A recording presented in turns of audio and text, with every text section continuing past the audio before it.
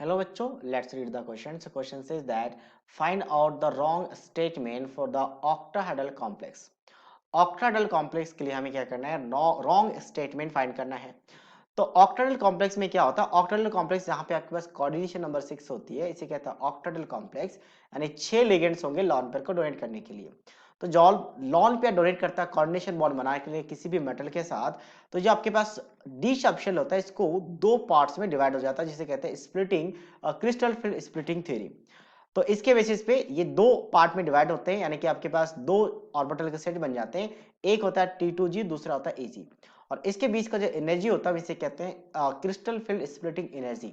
अब अगर strong field ligand होगा तो पहले इन तीन ऑर्बिटल्स में क्या होता है? पेयरिंग होता है. फिर हम ऊपर वाले ऑर्बिटल्स में फील्ड करते हैं इलेक्ट्रॉन. और वीक लिगेंड होगा तो सब में पहले एक एक इलेक्ट्रॉन फील्ड करेंगे, फिर हम पेयरिंग करेंगे. तो ये दो कॉन्सेप्ट है. अब पहला स्टेटमेंट का आगे कि स्ट्रॉन्ग लिगेंड है और सेंट्रल मेटल कैटायन का D6 कॉन्फ़िगरेशन है तो डायमैग्नेटिक होगा. क्या ये स्टेटमेंट सही है या रॉन्ग है? 6 इलेक्ट्रॉन है, जैसे मैंने कहा कि स्ट्रॉन्ग फील्ड लिगेंड में सबसे पहले पेयरिंग हो जाता है. तो मैं ऑप्शन ए की बात कर रहा हूं. दो इस तरीके से लिख लेते हैं आपके पास, यहाँ पे और यहाँ पे है. तो यहाँ पे कितने होंगे? दो ऑर्बिटल होंगे.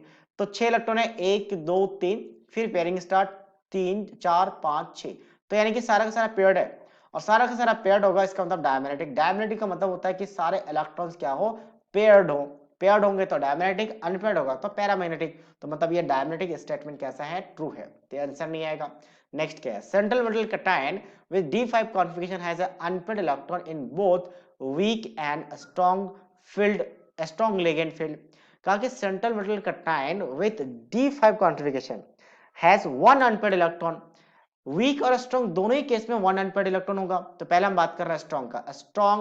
स्ट्रॉन्ग लिगेंड की बात कर रहे हैं, वीक लिगेंड की बात करेंगे. पहले स्ट्रॉन्ग फील्ड लिगेंड की बात कर लेते हैं, SFL.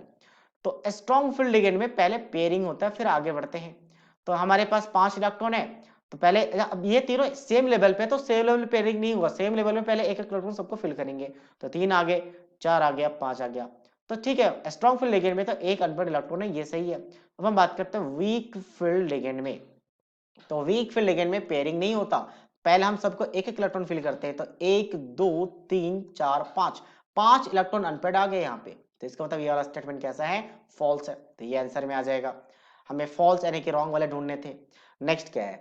Central metal cation with D8 configuration has two unpaired electron in weak and strong also in the mixed ligand field.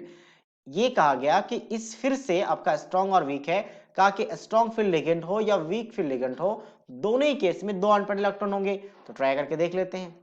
पहला हम स्ट्रॉन्ग की बात करते हैं. स्ट्रॉन्ग में क्या होगा? पहले जो तीन ऑर्बिटल से 8 इलेक्ट्रॉन है, तो 1 2 3, फिर आपका पेयर होना स्टार्ट हो जाएगा 4 5 6. अभी भी दो इलेक्ट्रॉन है तो एक एक इलेक्ट्रॉन दे देंगे. तो दो अनपेयर्ड इलेक्ट्रॉन है, सही है यहाँ पे. अब हम बात करते हैं वीक फील्ड लिगेंड पे. तो वीक फील्ड लिगेंड में पहले एक एक इलेक्ट्रॉन सभी के फिल करते हैं.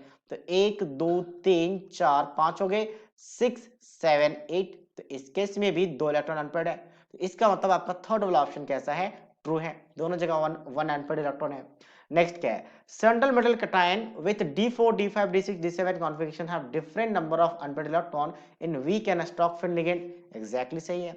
जब D4 होगा तो देखो, सबसे पहले अगर हम बात करें तो हम अगर स्ट्रॉन्ग है तो इस तरीके से पेयरिंग कर लेंगे, और अगर वीक है तो D4 के लिए एक हाथ पे चला जाएगा, तो अनपेयर्ड चेंज हो गया. हम D5 की बात करते हैं. D5 तो ऑलरेडी हम लोगों ने यहाँ पे देख लिया. यस, D5 देख लिया. D6 की बात कर लेते हैं. तो D6 में अगर स्ट्रॉन्ग हुआ तो ऐसे पेयरिंग करेंगे, यहाँ से सही हो गया. और वही अगर आपका अगर मान लो D6 में वीक फील्ड लिगेंड हुआ, तो वीक के केस में हम क्या करेंगे? वीक के केस में कुछ इस तरीके से भरा जाएगा. तो फिर से डिफरेंट है. और 7 में भी यही होगा. 7 में भी आपके पास क्या होगा? अगर मान लो अगर स्ट्रॉन्ग है तो आपके पास एक ही अनपेयर्ड इलेक्ट्रॉन दिखेगा. और अगर वीक फील्ड लिगेंड है तो वीक फील्ड लिगेंड में फिर आपके पास अलग चलेगा. वीक में तो क्या करेंगे? एक एक इलेक्ट्रॉन सबको देंगे. एक काम करते हैं, इसको दोबारा लिख लेते हैं.